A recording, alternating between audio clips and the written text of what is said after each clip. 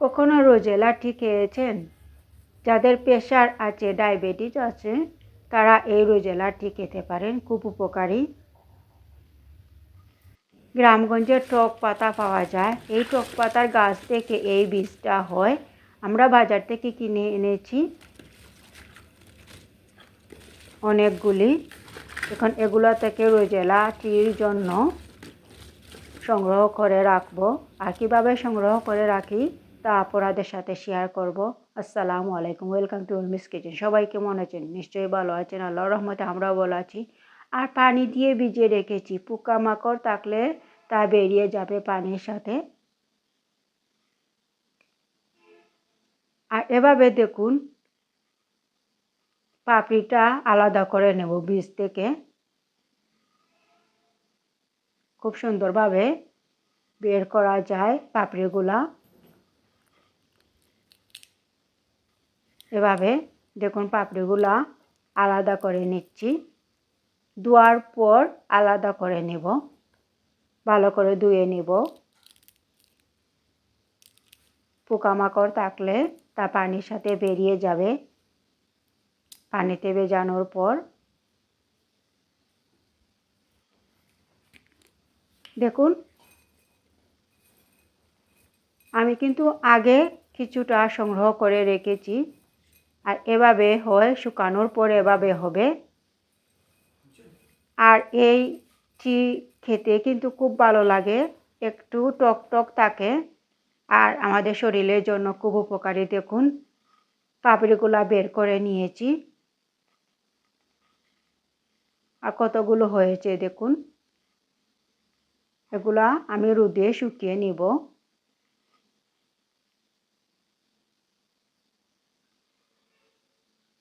এখন একটা ট্রের মধ্যে বিছিয়ে দিচ্ছি শুকানোর জন্য।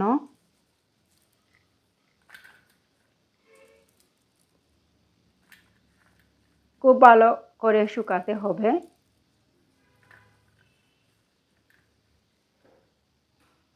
দেখুন, এই বীজ শুকিয়ে আবার ফেলে দিলে গাছগুলা উঠবে, সেজন্য শুকিয়ে নিব আর আবার ফেলে দিব, তাহলে বীজ থেকে গাছ হবে। আর দেখুন, শুকিয়ে নিয়েছি। দেখুন কতটা ঝরঝরা হয়েছে শুকানোর পর। দেখুন কতগুলি হয়েছে।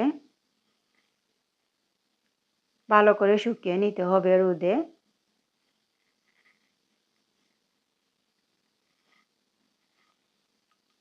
আর এখন একটা কাচের বয়ামে রেখে দিব, তাহলে অনেক দিন ভালো থাকবে। একটা কাচের বয়ামে ভরে নিচ্ছি।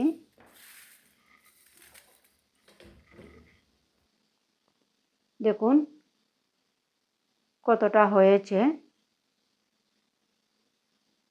দেখুন, এগুলা কিন্তু আমাদের শরীরের জন্য, এই টি আমাদের শরীরের জন্য অনেক উপকারী। যাদের ডায়াবেটিস প্রেশার আছে তাদের জন্য আরও বেশি উপকারী। এখন চা বানাবো, রোজেলার চা টি বানাবো।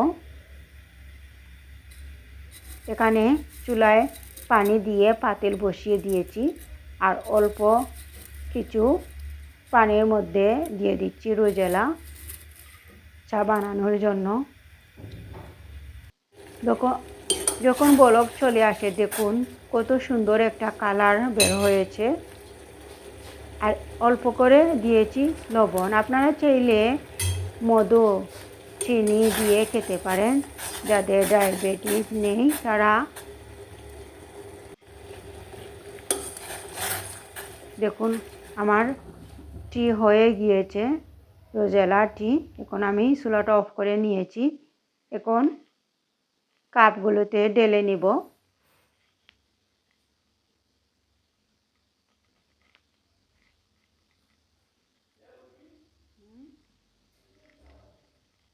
ঢেলে নিচ্ছি, চাকনি দিয়ে ছেঁকে নিচ্ছি।